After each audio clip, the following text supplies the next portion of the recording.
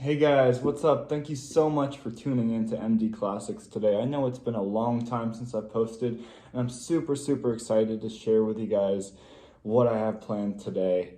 I know you guys have been waiting a long time for something new on the channel, and before we start this video, I just really want to say that I really appreciate all the subscribers I have, and I really want to go big. I want to make this channel what it was always destined to be.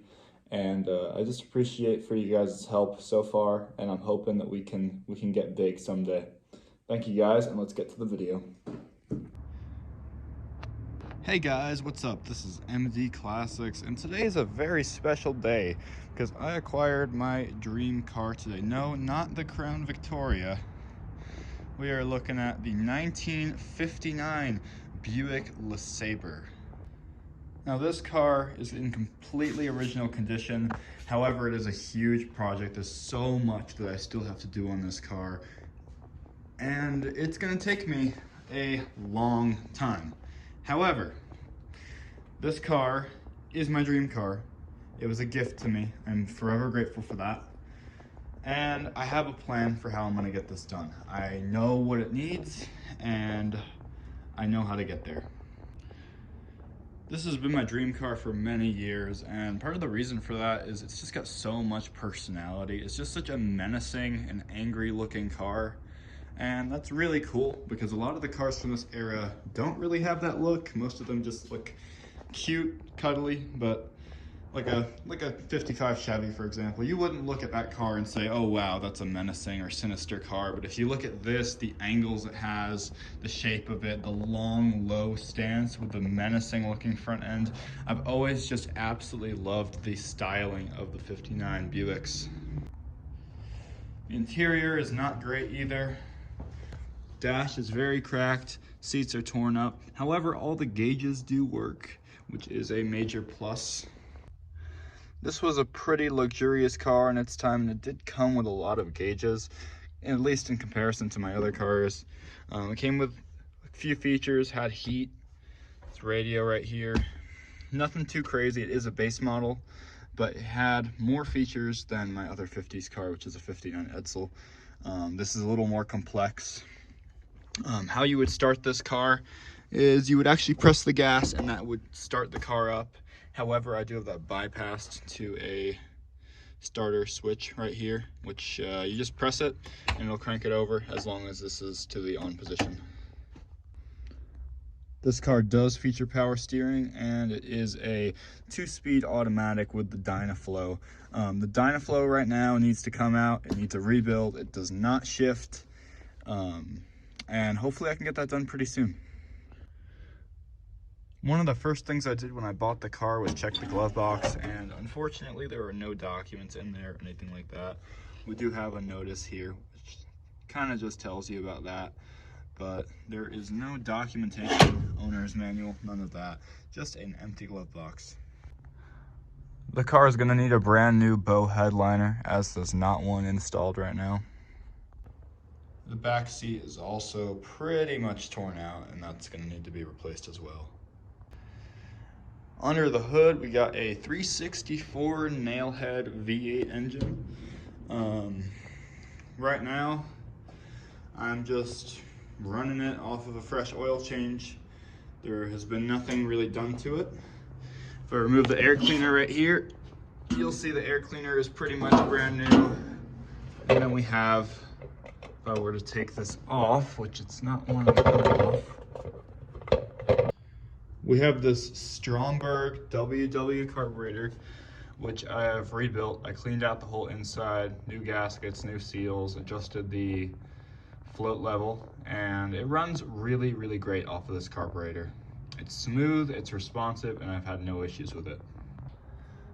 I'm also running an inline fuel filter. However, this won't do much because the gas tank is not even hooked up yet. Gas tank is actually right over here next to that 71 Mercury door. I got this gas tank, and this thing's completely rotted out inside, and very rusty. You actually can't really see in there, but it's pretty rusty, so it's not really usable. So I'll probably run a fuel cell on this car. I'm not entirely sure what I'm gonna do yet. I could probably mock up a 59 Cadillac gas tank to fit as well. Car's got the factory radiator. Radiator hoses have been replaced. And that's my little overflow. It's just a Gatorade bottle. And yeah, the radiator's been fine. I bled out the coolant, so it hasn't had any issues with that. But yeah. This car runs on a 12-volt system, so that's gonna be your generator or alternator. And then there's gonna be your power steering right there, which I believe is completely empty, so I'll have to address that at a later point. Belts are not too worn. I'm pretty sure they've been recently replaced. The car is obviously still running a 8-point ignition system, so that's actually probably gonna stay. It's not giving me any issues yet, but eventually, at some point, if I want more power, I might replace it with HEI. The car features these finned brake drums, better for cooling, I suppose. I haven't actually taken the brakes apart. I do have the master cylinder sitting on my shelf somewhere over there, waiting for a rebuild. And here it is, the 1-year only unit. And this thing is like over $500 to rebuild, so I'm waiting on that one for a little bit. Overall, the car is mostly complete. I'm a little worried about finding this chrome trim on the side. I'm not sure exactly where I'm gonna get that. It might be in the trunk. I have not actually managed to open the trunk yet. The lock cylinder is kind of stuck. So hopefully I'll figure that out and we can see if there's any chrome in the trunk. Car's got a new battery, which gets the job done quite well. It doesn't really need much power. I mean, it's a pretty simple car, but obviously more complex than my Edsel. A lot more going on here than that car.